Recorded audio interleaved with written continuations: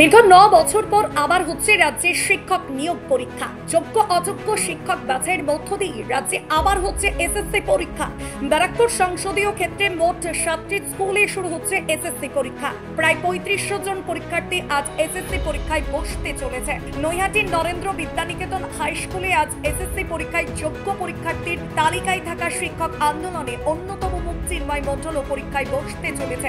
সকাল থেকেই পরীক্ষা কেন্দ্রে মোতায়েন করা হয়েছে বাড়তি পুলিশ নিরাপত্তা। পরীক্ষার্থীদের কড়া নিরাপত্তার মধ্য দিয়ে পরীক্ষা কেন্দ্রে ঢুকতে হচ্ছে।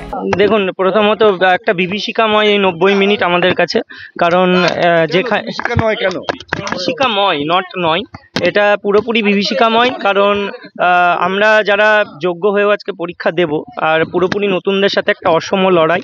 এই লড়াইটা কোনোভাবেই মেনে নেওয়া যায় না।